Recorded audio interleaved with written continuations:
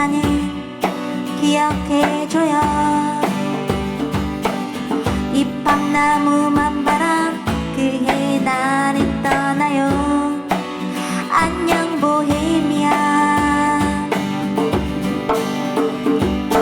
브린디트리 브린디트리 브린디트리 나의 브린디트리. 5월에 눈꽃이 내린 브린디트리.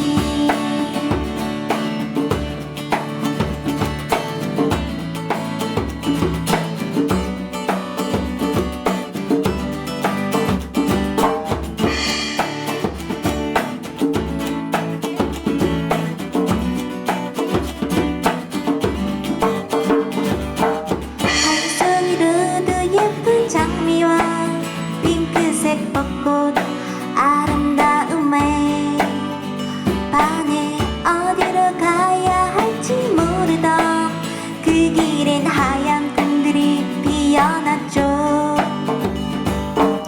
행복한 추억 안고 살기를 우리의 소중했었던 날들을 기억 속 어딘가에 영원한 사랑 아직 그곳에 있어요. 잎밥나무와 같은 노래는 아직 남아있죠. 안녕 보헤미아. 브린디트리 브린디트리 브린디트리 나의 브린디트리. 브린디트리 브린디트리 브린디트리 나의 브린디트리. 5월에 눈꽃이 내린 브린디트리.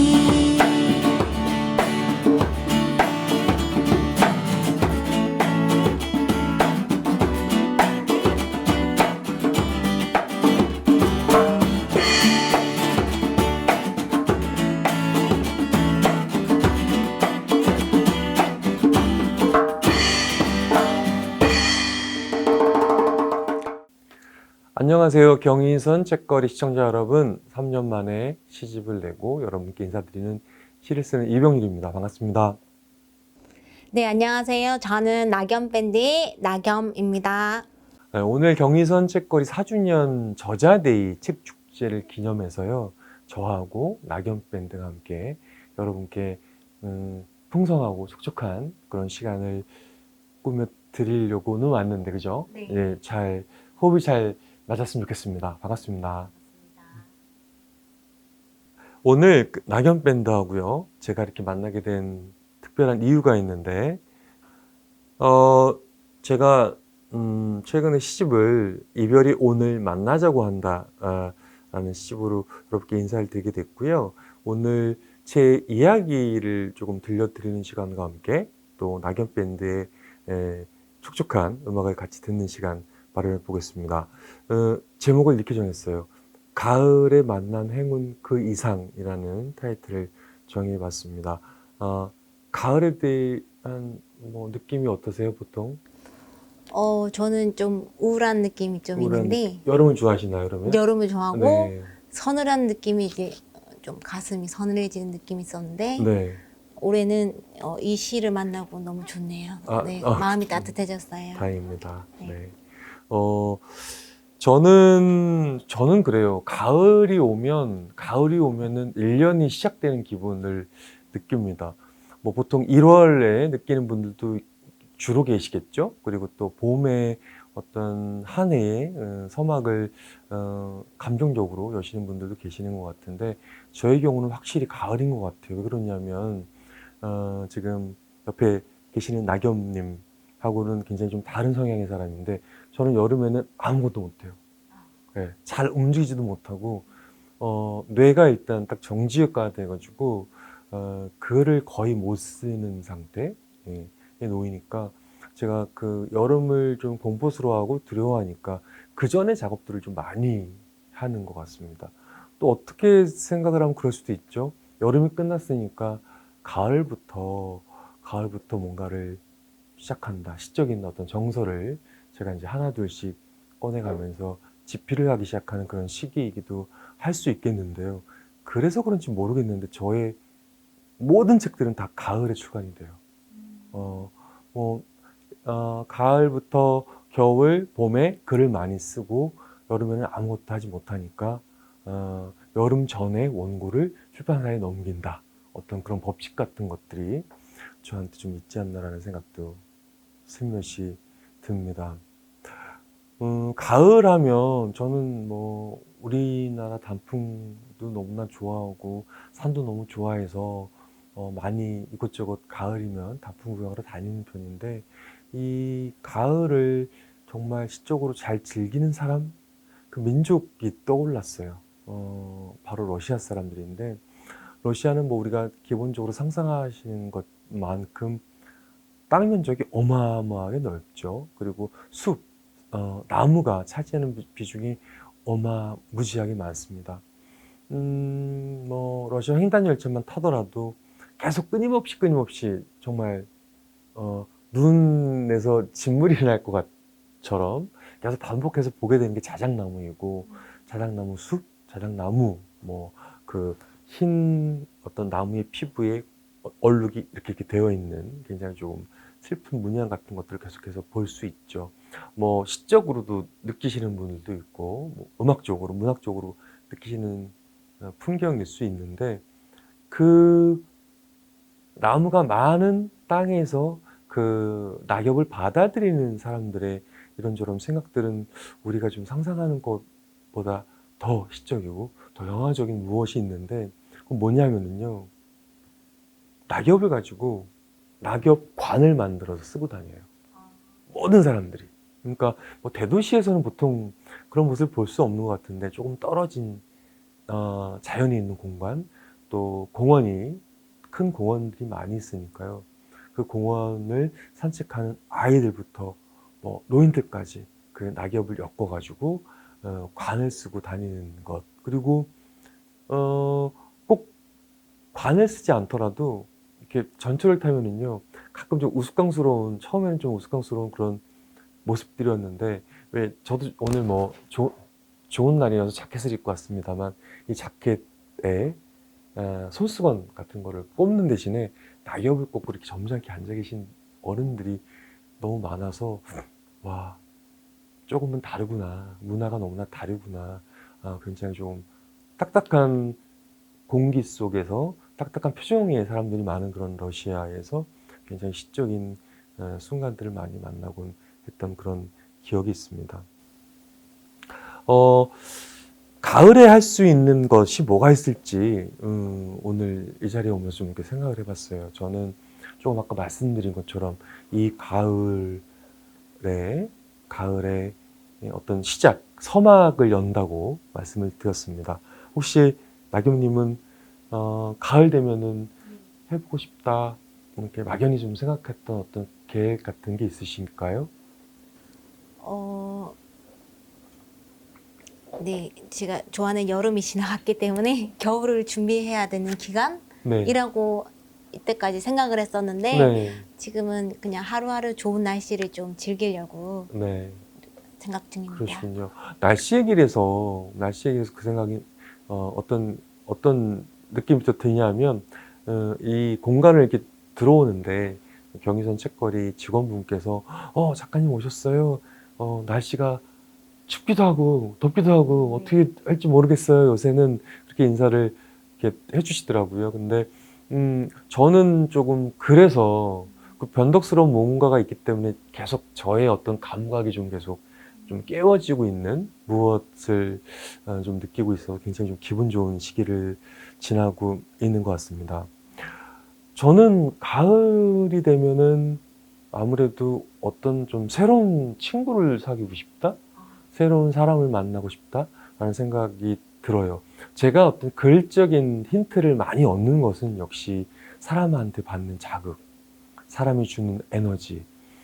우리는 처음 만난 사람들이 서로 자기 얘기 꺼내다 보면은 우리가 이렇게 다르게 살고 있었구나 그러면서 자극도 받고 그 어떤 격차를 가지고 좀 이렇게 글을 조금 풀어보기도 하는 그런 시도를 좀 많이 하는 편인데, 사람을 조금 만나봐야 되겠다. 사람으로부터의 자극 같은 것들이 이 가을을 관통하는데 굉장히 좋은 에너지를 줄 수도 있겠구나라는 좀 생각이 들어서 그런 기대를 갖는 편, 네, 그런 편입니다.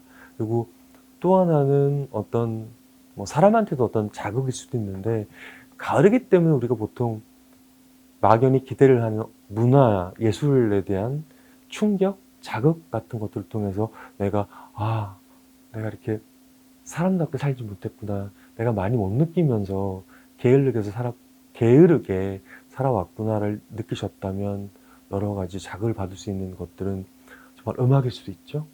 길에서 우연히 들었던 이 음악 뭐지? 이 악기 뭐지? 하는 그런 순간들이 우리를 조금 이렇게 내면을 깨워줄 수 있는 것 같은데, 책도 그 역할을 충분히 할 것 같고요. 또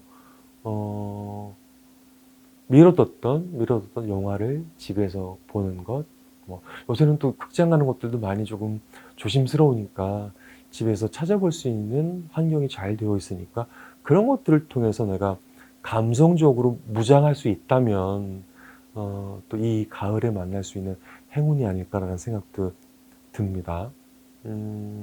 또 예를 들면은 저는 여행꾼이잖아요. 여행을 많이 다니면서 집이 아닌 공간에서 풍경 속에서 낯선 사람들 속에서 자극받으면서 제 글을 풀어가는 사람이라면, 지금은 또 여행을 많이 다닐 수 없는 그런 세상을 살고 있죠. 그렇다면은 여행을 우리가 잠시 조금 보루해 두는 시기라면, 저는 이런 시기에는 나를 바람이 좀 통하는 상태에 놓아두는 거죠. 꼭 바람이 부는 추운 곳에 서 있으라는 말씀까지는 아니더라도 내가 이런저런 바람에 조금 씻겨지고 내면도 조금 이렇게 어떤 화분에 흙을 갈아주는 그런 것들처럼 나의 내면을 좀 한쪽에 조금 벗어두고 다른 내면을 좀 쌓아가는 바람을 통하는 상태에 나를 놓아두는 것도 이 계절에 꽤 어울리는 일이 아닐까 싶습니다. 그리고 역시 가을 하면 또 떠오르는 굉장히 중요한 단어가 있습니다. 바로 이 가을에 어울리는 단어, 사랑이라는 단어가 아닐까 싶은데, 우리가 사람을 만나서 내가 어떤 사람인지를 확인하는 것도, 또 내가 혼자 있는 시간을 얼마나 잘 써서 내가 누군지를 발견하는 것도, 또 책이나 영화나 음악을 통해서 우리가 내면을 잘 갖고 가는 무엇도 결국은 어떤 사랑이라는 행위를 하기 위해서 우리가 준비해야 될 몇 가지가 아닐까라는 생각이 드는데, 사랑을 했을 수도 있죠. 했을 수도 있고, 뭐 했다고 해서 그 사랑이 끝나버리는 것이 아니라 그저 계절이 바뀌듯이 어떤 다른 사랑으로 옮겨가는 형태의 또 분명한 사랑일 수 있는데, 저는 그런 생각을 해요. 사람에 대해서 이런저런 고민도 많이 하고 감정도 많이 나누고 하다 보면은 어떤 결론에 이르는가 하면, 사랑을 해본 사람과 사랑을 안 해본 사람은 어떤 식으로든 색깔이 달라요. 뭐 어떤 물건으로 친다면 품질 자체가 굉장히 좀 다르지 않나 라는 그런 생각을 합니다. 사랑은 그만큼 우리가 사람으로 타고난 어떤 밑그림만 대충 그려져 있는 어떤 흰 도화지에 어떤 도형이 있고 형태가 있다면, 그 사랑이라는 경험을 통해서 색깔을 굉장히 조금 더 버라이어티하게 완벽하게 칠할 수 있는 무엇이 될 수 있으니까요. 또 이 사랑이 하나뿐만이 아니라 굉장히 여러 번 할 수 있는 그런 기회를 우리 인간한테 선물해 주기도 하니까, 여러분들은 이 가을에 사랑이라는 말로 한번 좀 깊이 생각해 보시고 사랑도 많이 하시는 그런 계절을 나셨으면 좋겠습니다.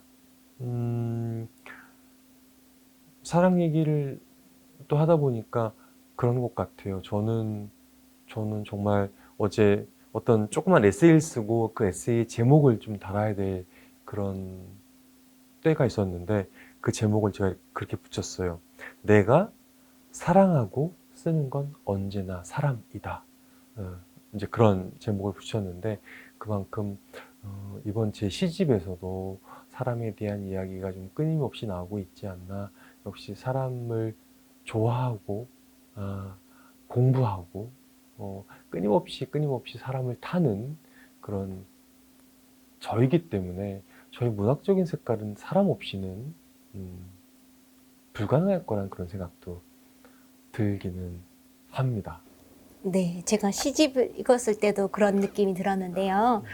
이번 그 시집에 어떤 의미가 있으시다면은 한번. 시집은 뭐 그냥 우리가 사랑하는 사람들끼리 헤어지는 이별일 수도 있어요. 이별일 수도 있고 또 그 사소한 사물과 인간이 헤어지는 어떤 순간을 이야기하기도 하고요. 그리고 이별이 만나자고 한다고 하는 뜻은 좀 알겠는데 그 이별이 오늘 만나자고 한다는 그 표현 자체에서 조금 어떤 긴장감이 있지 않나. 그리고 결국 가을마다 책을 내고 있는 제가 어떤 분위기를 그 제목에 좀 담으려고 애를 쓴 게 아닌가라는 생각은 점점점 해봅니다만 네, 그렇습니다. 저는 오늘 이별이 만나자고 한다 이 문장 자체를 보고 저는 그날 안 나가야 되겠다고 생각을 했거든요. 너무 무서운 단어인 것 같아요. 그 문장이 네. 사랑으로 따진다면. 네, 슬프기도 하고 그렇죠. 네, 그래서 되게 좋았습니다. 네. 그럼 조금 더 뭐 시에 대해서, 시집에 대해서. 시집 얘기를 조금 더 진행을 해본다면요. 어떤 독자하고 만나는 자리에서 어느 독자분이 그런 질문을 저한테 하셨어요. 왜 시인님은, 작가님은 계속해서 책을 내세요? 라고 물으세요. 그래서 그분도 글을 쓰시는 분으로 알고 있었는데 그 질문이 조금 당혹스럽기도 그죠, 하고 당스럽네요. 저는 너무나 좀 당연한 거. 습관처럼 늘 제가 하고 있는 일이어서 생각을 안 했었는데 그때 불쑥 그런 마음이 들어서 그런 말씀을 드렸어요. 책을 어떤 식으로든 계속 내고 하는 것은 내가 발전하려는 무엇이고 잘 살려는 무엇이고 그리고 끊임없이 내가 존재하는 방식일 수 있지 않나 라는 생각이 들었어요. 그리고 책이 뭐 한 10권 정도 책을 낸 것 같은데요. 벌써 시집 한 권 낼 때마다 에세이 산문집을 한 권씩 낼 때마다 제가 어떤 그 단위를 카운트하면서 살고 있는 어떤 기분에 빠져서 살게 되는 것도 같습니다. 그러니까 제가 20권을 내야지 30권을 내야지라는 어떤 목표가 있는 것은 아니고 하나의 행위를 할 때마다 이 단위를 페이지 넘기듯이 넘기면서 내가 살고 있구나 라는 그런 생각도 하면서 살고는 있습니다. 네. 또 제가 뭐 시집이 나왔지만 어쩔 수 없이 계속해서 이제 책상에서 글을 쓰는 직업을 살고는 있는데 뭐 지인들이 또는 독자분들이 저한테 어떤 연락을 해오셔서 글을 쓰고 있다라고 이제 지금 글을 쓰고 있어서요라고 핑계를 대거나 이유를 설명할 때는 또 다른 분들이 많은 분들이 그런 질문을 해주세요. 다음번엔 산문집인가요? 뭐 내년에도 책이 나오나요? 이렇게 기대해 주시는 분 뭐 계시긴 한데요. 글쎄요, 뭔가를 꾸물꾸물 쓰고 있지만 그게 정말 어떤 형태인지는 정말 한 1, 2년이 훌쩍 지나고 나서야 조금 선명해지는 것도 같기도 하고 또 어떤 식으로든 에너지를 책 한 권에 많이 쏟아 부었기 때문에 무엇을 쓰려고 하면은 하얀 백지 상태를 살고 있는 물론 이제 굉장히 게을러지고 있는 저를 미화시켜서 제가 이렇게 말씀드리고 있는지 모르겠지만 그런 시간을 관통하고 있는 이 시기이기도 하지 않나 하는 생각도 듭니다. 그 시간대에 아마 휴식을 하시면서 구상을 하시는 시간이었지 않으신가 하는 생각이 듭니다. 네, 그렇죠. 뭐 정말 뭔가를 이렇게 부글부글 네. 뜨거운 거를 쏟아내기 위해서는 네. 멍 때리는 시간도 그죠. 너무나, 그게 제일 중요하죠. 네, 네. 너무나 중요하니까요. 네. 제가 가을을 맞이하는 방식, 그리고 또 가을에 또 행운을 만나는 방법에 대해서, 그리고 또 제 시집에 대한 소개까지 여러분께 좀 말씀을 드렸고요. 이번에는 제 시집에서 몇 편을 여러분께 좀 소개해드리고 낭독해드리는 시간도 갖도록 하겠습니다. 처음 제가 읽어드릴 시는 얼굴이라는 시예요. 네, 첫 번째 시 얼굴 여러분께 읽어드리겠습니다. 얼굴. 하루 한 번 삶을 생각하게 되었습니다. 당신 얼굴 때문입니다. 당신 얼굴에는 당신의 아버지가 왼쪽에서 오른쪽으로 지나갑니다. 어머니도 유전적으로 앉아있지만 얼굴을 자세히 보면 누구나 그렇듯 얼굴만으로는 고아입니다. 당신이 본 풍경과 당신이 지나온 일들이 얼굴 위에서 아래로 차곡차곡 빛납니다.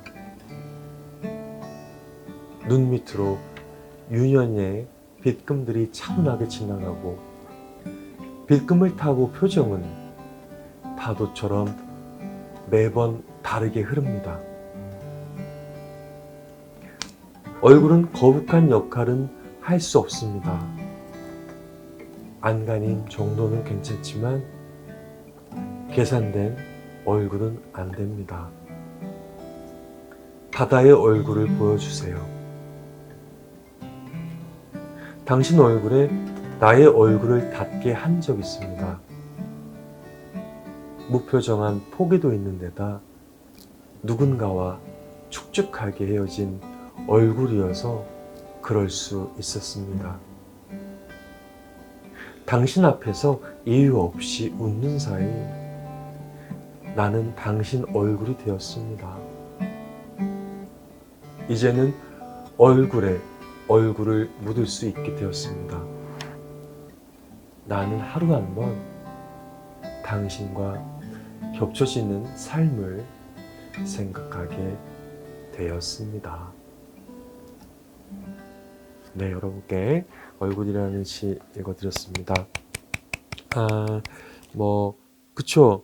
얼굴은 명함이기도 하고 한 사람의 많은 부분을 소개하고 설명할 수 있는 굉장히 좀 압도적인 무엇일 수 있는데 누군가한테 사랑이 빠지는 것도 어떤 목소리만 듣고 사랑에 빠질 수도 있고 그죠. 그 사람이 쓰는 글만 보고도 그 사람을 상상할 수 있고 그럴 수 있겠지만 많은 사람들은 많은 인간은 어쩔 수 없이 얼굴에 먼저 끌리지 않나? 라는 생각을 조금 깊이 하면서 그러면 지금은 많은 사람들이 마스크를 쓰고 살아야 되는데 우리가 눈만 보고 눈빛으로만 지금 교류해야 되고 하는데 점점점 이런 생각들을 좀 하게 됐어요. 마스크를 너무 쓰니까 저 사람 얼굴 보고 싶은데 마스크에 3분의 2가 가려져 있네? 라고 생각을 하면은 조금 답답하죠. 슬픈 무엇이 들기도 하고 얼굴에 대한 생각을 조금 하면서 이번 시집을 또 준비하면서 나란히 얼굴에 대한 시를 또 쓰게도 된 그런 배경을 갖고 있는 그런 시였습니다. 작가님이 직접 읽어주시니까 너무너무 좋네요. 고맙습니다. 그러면 두 번째 시 또 읽어드릴게요. 사랑이라는 시입니다. 낭독해 드릴게요. 사랑. 점 하나를 잘 써야 하겠기에 인생의 어느 한 군데 점 하나를 찍어야 했으나 그 자리가 어딘지를 몰라 한동안 들고 있었다. 점 하나를 제대로 쓰지 못한 죄로 큰 돌 하나를 들고 있으라 하여서 얼마나 들고 있어야 하는지를 몰라 오래 들고 있었다. 네, 뭐 제가 쓰는 시의 길이를 따졌을 때 굉장히 짧은 시 중에 하나입니다. 점 하나를 잘 사용해라. 신이 우리한테 명령을 했어요. 그 점을 사용하는 방법은 누군가 내가 사랑하는 사람한테 점 하나를 찍어 놓아라. 근데 이 점을 누구한테 찍어 놓을지를 몰라서 너무나 많은 사람이 내 앞에 펼쳐져 있고 많은 순간순간 내 망설임 때문에 무엇 때문에 점을 찍지 못하는 어떤 상황, 네. 그것도 사랑이지 않나 라고 한번 설정을 해봤고요. 또 그 점 하나를 쓰지 못한 것은 어떤 숙명적인 형벌일 수도 있죠. 그 죄로 큰 돌을 평생 들고 있으세요 라고 벌을 받고 있다면, 그죠? 사랑을 해도 무거운데, 사랑의 무게만으로도 무거운데 그 벌칙을 또 수행하려면 우리가 또 얼마나 무거울까라는 생각도 하게 됩니다. 그만큼 우리 인생은 참 무거운 거 투성이지 않을까라는 네. 생각도 이 듭니다. 시집 안에 그 무거움이 엄청 많이 담겨 있더라고요. 아, 그렇게 읽으셨어요? 네. 제가 준비한 세 번째 시입니다. 이번 가을에 조금 단풍을 좀 많이 봤으면 어떨까라는 상상을 하면서 쓴 시인데 저는 여행을 많이 다니는, 전 세계로 여행을 많이 다니는 사람이고, 여행을 떠나면서 가서 만나야 될 이제 친구들이 있으면 친구들한테 언제 가요? 뭐 만나면 뭐 해요? 라고 이제 미리 제가 가는 소식을 알려주기도 하는데, 제가 이번 가을에 네팔에 가기로 했거든요. 네. 근데 이번 가을에는 갈 수 없죠. 네, 우리가 자제해야 되니까 갈 수가 없는데, 그때 그 친구가, 저를 기다려주는 친구가 그런 얘기를 했어요. 오면은 뭘 하고 싶은지, 자기가 뭘 준비해야 될지를 알려달라라고 얘기를 하는데, 그냥 아무것도 준비하지 마요. 그냥 뭐 자연스럽게 산에 갈 수도 있고 뭘 할 수도 있겠죠 라는 그런 말을 전했지만, 그런 상상을 했어요. 이파리들을 제가 가더라도 가서 받을 수 있는 이파리일 수도 있고 낙엽의 형태겠죠. 그거를 받을 수도 있겠지만, 또 지금은 더더군다나 이 아름다운 단풍이 드는 시기에 제가 그곳에 못 가니까 이 친구가 이파리들 하나씩 모아준다면 나중에 그걸 가득 트렁크에 가득 들고 오면 굉장히 좋겠구나라는 어떤 판타지가 섞인 그런 내용의 시입니다. 저 궁금한 거 하나 있는데요. 네네. 저도 앨범 할 때 뭐 첫 곡하고 곡 순서를 정하잖아요. 그럼이라는 지금 읽으시려는 시가 네. 맨 마지막 시로 있는데 이유가 혹시 있으신지?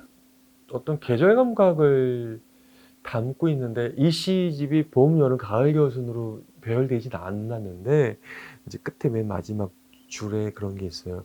그럼 12월에 찾아뵙겠습니다라고 하는. 근데 또 12월에 갈 수 없다는 건 우리 알잖아요. 알고 있던 그런 좀 어떤 불투명한 짠함 같은 것들이 있어서 좀 자연스럽게 배치를 하지 않았나? 여운을 남기고 싶은데, 여러분들이 이 시 속에서 여운이 조금 전달됐으면 좋겠는데 제가 한번 읽어봐 드리도록 하겠습니다. 그럼 당신이 물었습니다. 내가 그곳에 도착하면 뭔가 필요한 것이 없겠냐고요.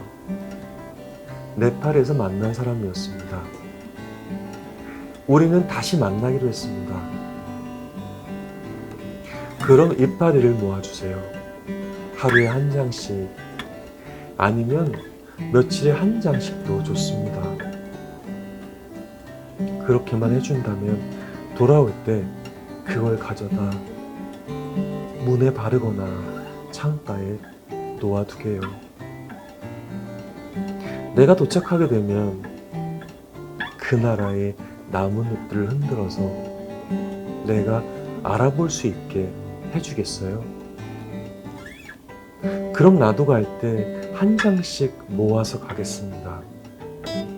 비행기에서 내리면서 그 이파리들을 어떻게든 흔들어 볼게요. 아마도 내가 가져가는 나뭇잎은 납작해져 있을 겁니다.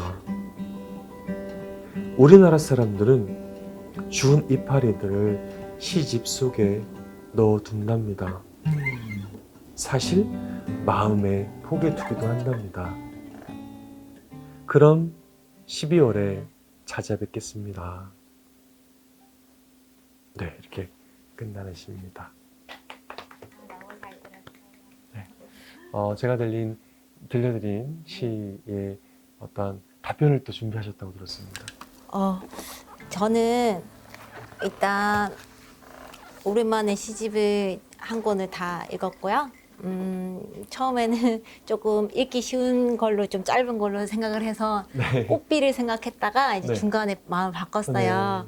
네. 그래서 저한테 주어진 거는 제가 3편이 되게 읽고 싶었는데 그 중에 책갈피는 하나밖에 없어서 네. 상해 식당이라는 시를 준비를 혹시 했어요. 뭐 선정하신 이유 같은 게 있으셨어요? 저는 약간 어. 의외라고 그래요? 느껴지는데요. 네. 이 시를 보면서 네. 영화 한 편을 보는 느낌이 들었고 그러셨어요? 저는 울었어요. 아, 슬펐어요. 네. 뭐 제가 이제 또 친구들한테 이제 몇 편 읽어줬는데 뭐 사람마다 생각은 다르지만 작가님의 쓴 의도도 있겠지만 저는 또 제가 느낀 게 좋아서 네. 네 이거랑 앞에 이제 겹쳐서라는 시가 있는데 네. 거기서 이제 서로 만두를 빚는 그런 게 나오긴 하는데 그거 하고 뒤에 집이라는 시가 있는데 세 개가 연관이 되는 느낌을 좀 받았습니다. 그렇군요. 네, 네. 뭐 좀 들키셨나요? 네, 그런 것 네. 같은데요. 네. 그러면 네. 네, 낭독을 부탁드리도록 하겠습니다. 상해 식당 이병률. 중국 식당 주방에는 의자가 없었지. 누구도 앉지를 않았으니까. 그래도 가만히 앉아 있을 수 있는 곳은 유일하게도 밀가루 포대. 나는 만두를 빚는 시간을 제일 좋아했지. 시간을 뚝뚝 잘라 밀대로 밀고 시간을 푹푹 파서 손바닥만한 세개에 담는 시간. 주방에서 막일을 하는 나였는데 내가 떠나야 할 날에는 당신이 나에게 자꾸 뭐라 그랬지. 난 그 말을 알아들을 수 없어 한자로 써달라고 했는데 당신이 작업대 위에 하얗게 밀가루를 뿌리고는 이렇게 썼지. 가지 마요. 안 가면 안 되나요? 눈빛을 교환하면 안 될 것 같아. 그 시간의 반죽을 툭 잘라버리고 싶은데 어딘가 좀 앉아야겠는데 그렇지 않으면 힘 풀려 터져버린 세계가 와르르 쏟아져 버릴 것 같은데 상해 중국 식당 주방에는 정말이지 의자가 없었지. 잘 들었습니다. 느껴졌습니다. 그 슬픔이 진한 무엇이 느껴졌습니다. 고맙습니다. 이렇게 해서 제 신작 시집 이별이 오늘 만나자고 한다 수록된 시 몇 편을 여러분께 읽어드리는 시간을 가져봤습니다. 오늘 이렇게 저희가 마련한 시간 여러분 어떻게 보셨는지 모르겠습니다. 낙연 밴드 오늘 처음 인사드렸는데 감수성 짙은 음악까지 같이 듣는 시간 마련해 주셔서 오래 기억될 것 같습니다. 저한테 CD도 선물해 주셔서 이제 이번 가을을 음악을 들으면서 잘 날 수 있을 것 같습니다. 고맙습니다. 이렇게 해서 2020년 경의선 책거리 4주년 기념 저자데이 책축제 북콘서트 가을에 만난 행운 그 이상 북콘서트를 진행했습니다. 나경님은 어떠셨나요? 오늘 네, 제목 그대로 가을에 만난 행운 중에 제일 큰 행복이 오늘 이병률 시인을 만나서 시에 대한 얘기를 한 것이 행운인 것 같습니다. 저는 좀 시인을 만나서 얘기 듣는 걸 좋아하거든요. 저한테 정말 큰 행운이었어요. 감사합니다. 네. 네, 이렇게 해서 낙연 밴드와 함께 제 시집 이야기를 나눌 수 있어서 굉장히 행운이었습니다. 이렇게 온라인으로 만나봤는데요. 조금 관객분들이 거의 없고 스태프분들이 많은 현장에서 뭘 하다 보니까 약간 조금 어색한 분위기도 없지 않아 있긴 했는데 그래도 오늘 잘 맞춰진 것 같습니다. 끝으로 낙연밴드의 음악을 청해 들으면서 인사드리도록 하겠습니다. 저자대의 책축제 프로그램은 온라인에서 또 만나보실 수 있겠습니다. 고맙습니다. 안녕히 계세요. 네, 경희성 책거리 유튜브 검색해 주세요. 고맙습니다.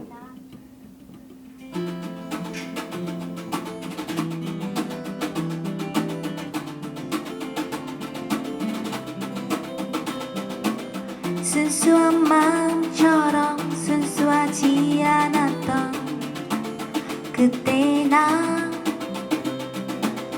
웃음의 가면으로 뭉근히 그 자리를 지켜왔던 그때 생각만큼 하나 되는 것이 없이 이어지는 날들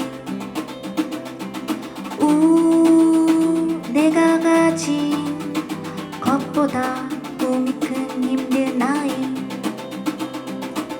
해야 할 일들보다 하고 싶은 일을 했던 그때 나 수많은 경험들은 그건 안 된다는 걸 알게 주었지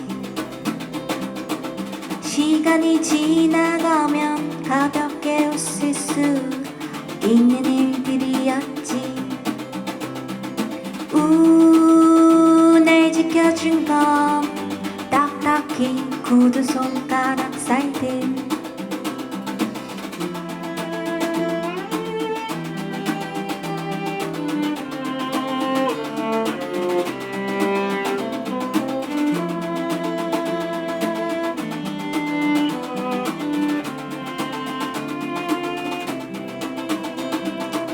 모든 중독들은 필요한 양이 채워지면 그대로 끝이 나지 새로운 것이 없는 참신한 사랑에 빠지진 않겠어 늘 위로받고 싶은 사람들에게만 위로받고 싶었지 내 안에서 행복을 찾아야만 해 동그라미 그려진 중요한 부분은 외우지 못해 힘든 시간들을 빠르게 지나가게 해주던 딴짓들 가지지 못한 것에 대한 아쉬움 끝없는 꿈으로 남아 하지만 아직도 누군가를 기다리고 있어 내가 가진 것보다 꿈이 큰 힘든 아이 날 지켜준 건 딱딱히 굳은 손가락 사이들 내 안에서 행복을 찾아야만 해 하지만 아직도 누군가를 기다리고 있어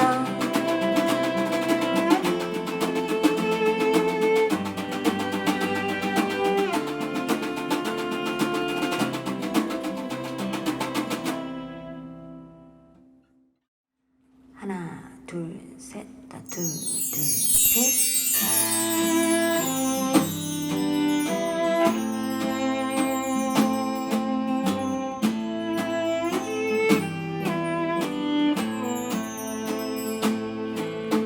작은 새장 속에 난 가둬두고서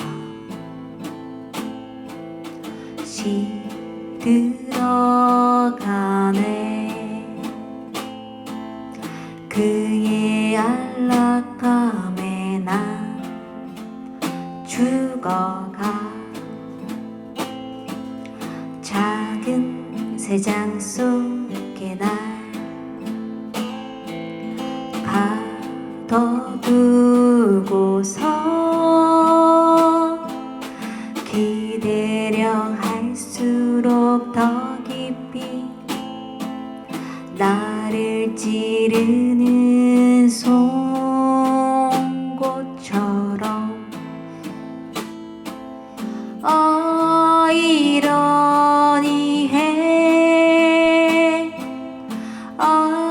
이러니해 이런 날 구원해줘 내 발목에 묶인 이 족쇄에 다리를 끊고 날아가 내 분노는 그에겐 아이러니 해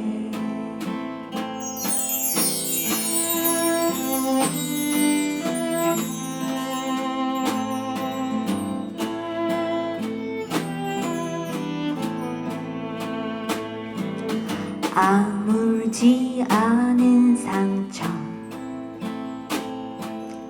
의미 없는 타인 아무도 다독여주질 않아 새 장문을 다시 난 닫았네 이러니해 이러니해 이런 날 구원해줘 내 발목에 묶인 이 족쇄에 다리를 끊고 날아가 내 분노는 그에겐 아이러니해 아이러니해